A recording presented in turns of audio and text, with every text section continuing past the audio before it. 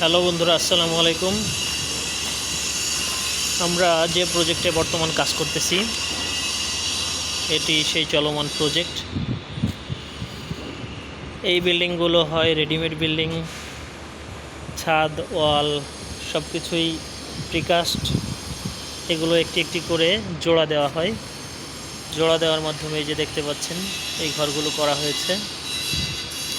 আমরা এই বিল্ডিংয়েরই ইলেকট্রিকের কাজ করতেছি। এই যে আমাদের ইলেকট্রিকের পয়েন্টগুলো,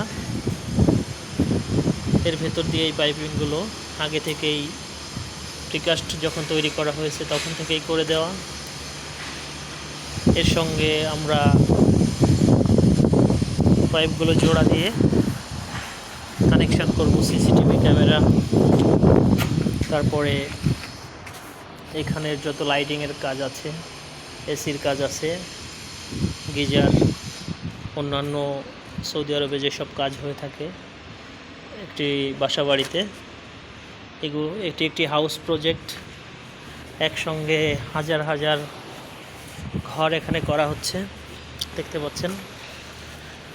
সৌদি আরবে এই ইটগুলো ব্যবহার করা হয় কাজের ক্ষেত্রে। বাংলাদেশে অবশ্য এই ইটের ব্যবহার খুবই কম, নেই বললেই চলে। এই যে দেখতে পাচ্ছেন একটি একটি করে বাড়ি তৈরি করে রাখা হয়েছে। এখানে প্রত্যেকটি বাড়ি 2 তলা বাড়ি। তো বাড়িগুলো অনেক সুন্দর দেখতে। প্রত্যেকটি বাড়ি একইভাবে করা হয়েছে, দেখতে পাচ্ছেন। বাড়ির চোড়াগুলো দেখা যাচ্ছে, এগুলা ওই পাশে ক্রেন দিয়ে তোলা হচ্ছে।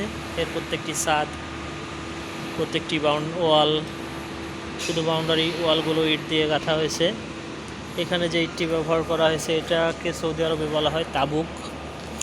এই তাবুক দিয়ে এই কাজগুলো করা হয়ে থাকে।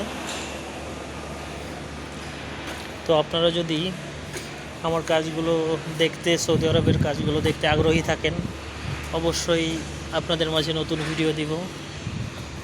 যদি সৌদি আরবে কী ধরনের কাজ করা হয় আপনারা যদি দেখতে চান, অবশ্যই আপনাদের দেখানোর চেষ্টা করব যে কাজগুলো আমরা করে থাকি।